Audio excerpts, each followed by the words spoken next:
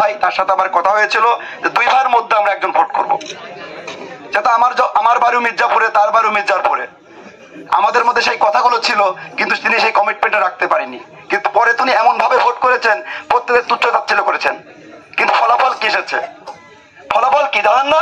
উনি মির্জাপুরে 1500 ভোটের মধ্যে 500 ভোট পেয়েছেন। মির্জাপুরের মানুষ ওনাকে ভোট দিয়েছে?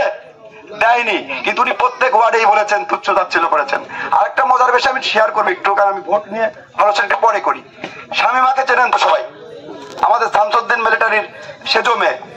আমার কাকার খুব স্বপ্ন ছিল যে আমি বীর মুক্তিযোদ্ধা, আমার 4টা মেয়ে, আমার কোনো ছেলে নেই, আমার মেয়ে যদি একটা চাকরি পায় তাহলে আমার জীবনটা ধন্য হয়। আমি কাকাকে বললাম, কাকা অনেক সময় অনেক অপরচুনিটি আসে, যদি সুযোগ থাকে আমি একটা চাকরির পরিবেশ করে দেব।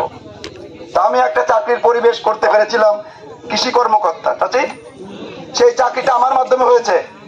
উনি বলেছে, তুমি আমলিকের লোকে চাকরি দিলে? কিসের দেশপ্রেম, কিসের এলাকার প্রেম? ওনার বাড়ি মির্জাপুরে, আমার চাচাতো বোনকে চাকরি দিয়েছি। ওনাকে এটা বলা ঠিক হয়েছে? অনেকেই জানেন না আমার মাধ্যমে শামীমার চাকরি হয়েছে। আমি কখনো বলিনি, এটা বলতে বাধ্য হলাম যে মানুষটি সর্বত্র নিজেকে, আমাদের মির্জাপুরকে বিক্রি করে ভোট প্রার্থনা করছেন। তিনি মির্জাপুরকে শিমুলাতে ঢুকিয়েছেন। শিমুলে এমন কোন অবস্থান নেই তার সেই অবস্থান খুঁজে পাওয়া যাবে না। কোন দোকানে গেলে তাকে কেউ বাকি দেয় না। অথচ মানুষকে এত তুচ্ছ-তাচ্ছিল্য করা ঠিক নয়। আমি আপনাদের কাছে ছেলে হিসাবেই ওনার আহ্বান জানাবো, দল বল নির্বিশেষে আগামী 8 তারিখে শান্ত ভাইয়ের ঘোড়া মার্কায় ভোট দিয়ে আমাদের এই মির্জাপুর থেকেই বিপুল ভোটে জয়যুক্ত করবেন।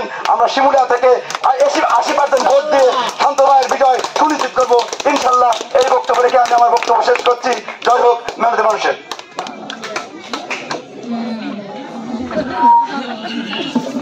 উপস্থিত মা ও বোনেরা, ভাইরা, একটি কথা আছে, একই বৃন্তে 2টি কুসুম, হিন্দু মুসলমান। আজকে দেশের স্বার্থে, আমাদের এলাকার প্রয়োজনে, আমাদের নিজস্ব প্রয়োজনে আমরা একে অপরের মাঝে দ্বিধাদ্বন্দ্ব ভুলে যাব।